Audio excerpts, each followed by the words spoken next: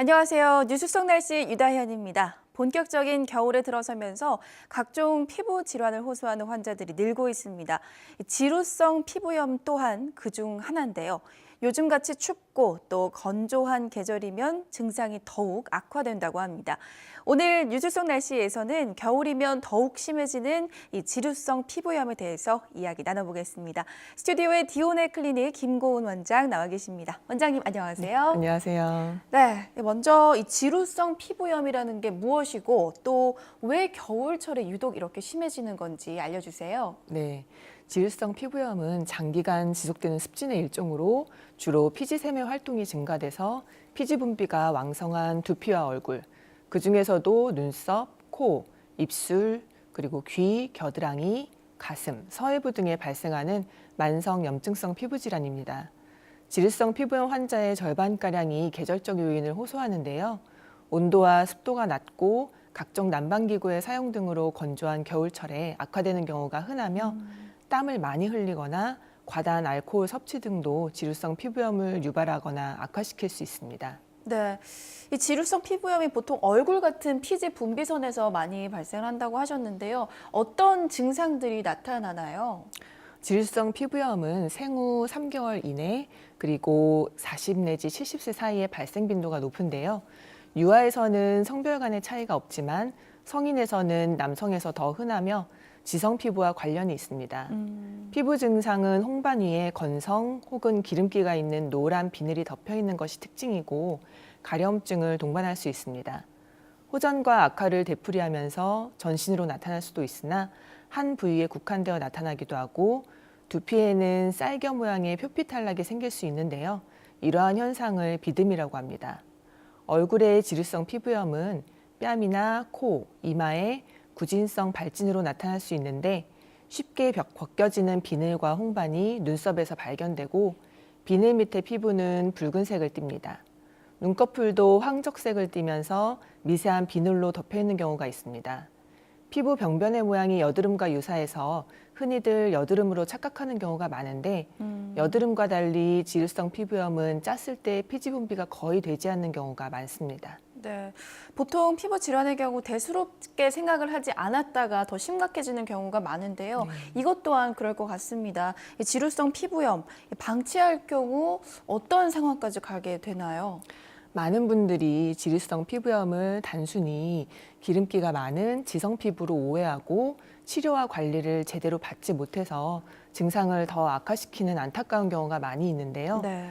특히 지루성 피부염이 악화될수록 각질 및 홍조, 가려움증이 심해져서 환자들은 상당한 스트레스를 받는 경우가 많습니다.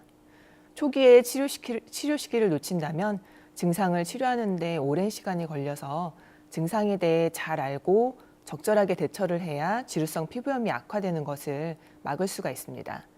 특히 두피에 지루성 피부염이 발생한 경우에는 머리카락에 기름져 보이고 옷에 비듬이 떨어져 보여서 사람들로 하여금 불쾌감을 가질 수 있고 또 오랫동안 방치할 경우에는 탈모가 발생할 수 있어서 빨리 치료를 받는 것이 좋습니다. 네. 이 피부의 경우 우리가 먹고 마시는 게 영향을 크게 끼치는데요. 지금 이 지루성 피부염도 특별히 영향을 미치는 게 있나요? 네, 지루성 피부염의 원인은 정확히 밝혀져 있지는 않습니다. 다만 피부에 기생하는 곰팡이의 과다 증식, 신경 전달 물질의 이상, 표피 증식의 이상, 과다한 피지 등이 관련되어 있고 체질적 요인과 심한 스트레스, 호르몬 이상, 기름진 음식 섭취, 외부 자극 등이 작용하는 것으로 추측하고 있습니다. 지루성 피부염은 20대부터 발병하기 시작해서 40대까지 지속될 수 있는 만성 피부 질환으로 특히 몸 컨디션이 피로하게 되면 더욱 심해지는 경향이 있어서 야근이나 과음한 다음 날 심해진 증상 때문에 고생을 하는 경우가 많습니다. 네. 유전적인 요인이 많아서 완치는 할 수가 없고요. 증상이 심할 때마다 치료를 통해 증상을 호전시키고 평소 꾸준한 관리로 재발을 예방하는 방법밖에는 없습니다. 특히 요즘같이 건조한 계절이나 여름같이 땀 분비가 많을 때 더 심해지는 경향이 있기 때문에 습도와 온도를 적절하게 조절하는 것이 좋고 더불어 지루성 두피염의 경우에는 펌이라던가 염색은 이를 더 악화시키는 요인이 되므로 피하시는 것이 좋겠습니다. 네, 앞서 말씀하신 것처럼 이 지루성 피부염이 원인이 불분명하기 때문에 치료 또한 쉽지 않아 보이는데요. 네. 치료는 어떻게 하면 좋은가요? 지루성 피부염은 호전과 악화를 되풀이하면서 세월이 흐르면 자연스럽게 없어지는 병입니다. 하지만 병을 앓고 있는 기간 동안에는 심리적으로 보기가 싫은 증상들이 환자들을 힘들게 하는 피부염입니다. 치료는 부신피지 호르몬제 성분의 연고를 바르고 심하게 긁어서 2차 세균 감염이 발생했다면 항생제를 사용합니다. 증상이 심해서 몸에 넓게 지루성 피부염이 펴진 경우에는 먹는 약을 병행해서 치료하게 됩니다. 부신피지 호르몬제나 항생제 등은 장기간 사용하게 되면 부작용이 발생할 수 있기 때문에 반드시 전문의에게 진단을 받아서 약을 복용해야 합니다. 증상이 호전된 후에도 꾸준히 지루성 피부염 예방 전용 샴푸를 사용하면 재발을 막는 데 도움이 될 수 있습니다. 지루성 피부염을 오래 방치하면 두피가 손상돼서 머리카락이 가늘어지거나 탈모가 나타날 수 있는데요. 이럴 경우에 두피에 영양을 공급해주는 두피관리 치료와 메조테라피 등의 시술을 병행하게 되면 두피에 영양을 공급해줘서 모근을 굵어지게 하고 탈모가 되는 것을 예방할 수 있습니다. 메조테라피는 혈액순환을 촉진시키고 영양물질을 직접 모근에 공급해서 모발의 생성을 촉진하고 퇴행을 늦추는 것으로 탈모 부위를 위주로 진피에 발모 영양제를 주입하는 치료법입니다. 지루성 피부염은 신체가 피로하면 더욱 심해지기 때문에 증상이 발생했을 때는 과음을 삼가고 적절한 치료를 받으시는 것이 좋습니다. 네. 무엇보다도 예방이 최선의 방법일 것 같은데요. 지루성 피부염 예방하기 위한 생활 수칙들이 있다면 알려주시죠.